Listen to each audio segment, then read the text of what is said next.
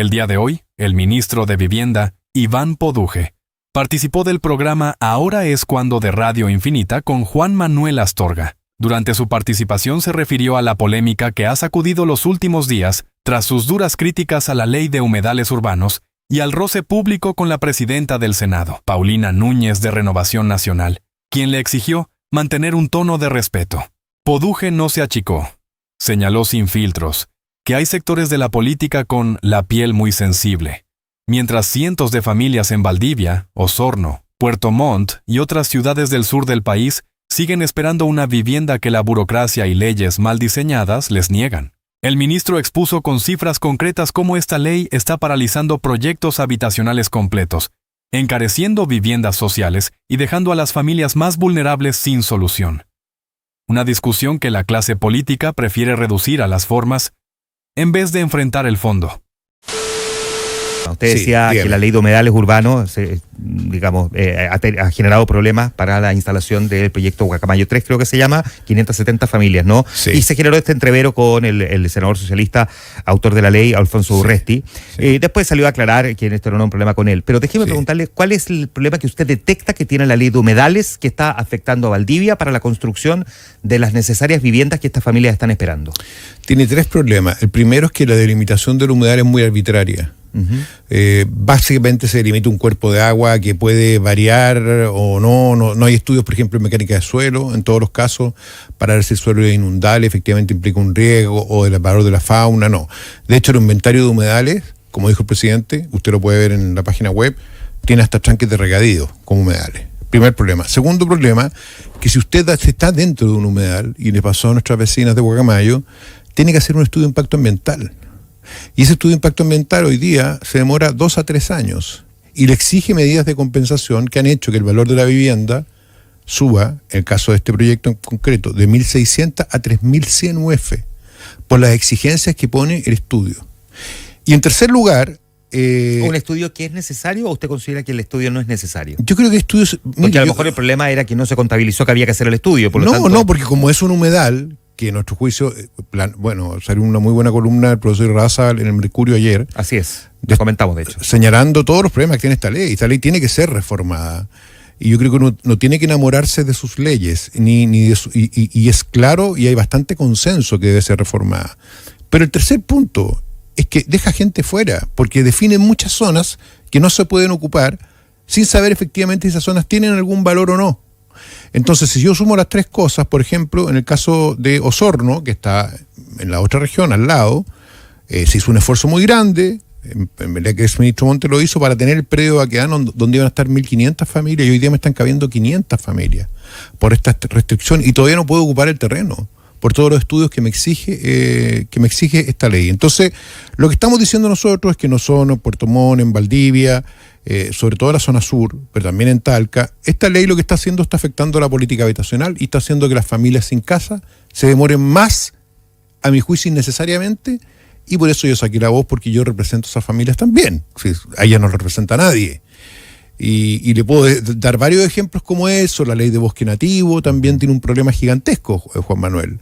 Y estuve ayer con el alcalde de San Pedro, una comuna casi rural de la región metropolitana, 500 familias, años esperando, 20 en total, pero de esos 20, 10 por un plan de manejo de bosque nativo para unos espinos que tienen en sus terrenos, y la CONAF le está pidiendo a esas familias que repongan los espinos en otro terreno que no tienen, antes de autorizarle su proyecto. Ahora, déjeme preguntarle, ¿cuál es el riesgo que eventualmente se correría si no existieran todos los estudios o la ley no fuera de la manera en que está hecha de construir viviendas sobre un ecosistema que eventualmente pueda afectar a las viviendas, en el fondo que se construyen zonas inundables, en el entendido de lo que significa un humedal no para la absorción de agua? Es que eso sí que yo estoy de acuerdo que se debe impedir a toda costa, pero para eso se hacen mecánicas de suelo, se hacen estudios topográficos, y estos humedales no son delimitados con esos criterios, son delimitados con criterios de fauna, de flora, ¿me entiendes? Entonces, yo estoy 100% de acuerdo que nosotros no podemos construir viviendas en zonas que tengan algún riesgo de inundación, porque he visto los desastres que se genera por eso. No, es un desastre y además es plata perdida. Es plata perdida, estamos con problemas en muchas viviendas de postventa, productos que se emplazaron en zonas inundables. Pero esto es otra cosa, Juan Manuel, esto es una ley que en su reglamento para delimitar un humedal considera criterios sumamente arbitrarios y no todos los estudios de respaldo que se requieren. Y además obliga a nuestras vecinas, a nuestras dirigentes, a meterse en un estudio de impacto ambiental sin plazos, sin ninguna medida concreta que ellas sepan cuánto les va a costar este proyecto y que termina en el fondo dejándola fuera, quitando, o sea, en concreto, en ese caso, que generó esta micro polémica, el principal problema que tengo yo es que tengo que esas 580 familias hoy día no tienen solución de vivienda. Usted plantea que por lo tanto la ley tiene que ser reformulada. Sin Sí. embargo, la discusión finalmente quedó reducida. Este no es un problema de la prensa, porque fue la reacción de la clase política, incluyendo personas que son, digamos, afines al gobierno, como la presidenta del Senado, Paulina Núñez, de Renovación Nacional, que le pidieron mantener un tono de respeto. ¿Cuánto de la forma cree que pudo haber contaminado el fondo de una discusión que usted plantea que es necesario tener? Mire, yo creo que hay algunos parlamentarios que tienen la piel muy sensible, ¿ya? Y que se ofenden. A ver, ahí me encantaría que la senadora Núñez mostrar esta misma alteración o preocupación por el severo problema que tenemos en Antofagasta con los campamentos y la falta de terrenos también ahí. Es un tema crítico. De hecho, ahí el expresidente Boric no cumplió la meta habitacional. Y yo le puedo decir que mi tono, que puede haber estado, yo pedí excusas si fue así, no tiene nada que ver con el tono de molestia que tienen los dirigentes con que yo tengo que hablar, o las personas con las que tengo que hablar que residen sus casas con falla. Y allí no veo yo a los parlamentarios con la piel sensible haciendo nada. Entonces yo creo que hay un tema ahí de prioridades, Juan Manuel, de que como servidores públicos nosotros tenemos que ponernos al servicio de las personas. Y no tanto mirarnos el ombligo y ver si el tono aquel o cual o tal o cual, digamos, afecta el fondo del problema. Y el fondo del problema acá es que tenemos leyes que están muy mal hechas y que tenemos que arreglar. Y yo no veo ninguna prioridad en esa materia. Y eso es lo que me preocupa. Lo que queda claro después de escuchar esta entrevista es que hay un problema real y concreto. Familias esperando viviendas que no llegan, proyectos paralizados por años, costos que se duplican y terrenos disponibles que no se pueden usar. Eso no es ideología, son hechos. Pero también queda claro algo más incómodo.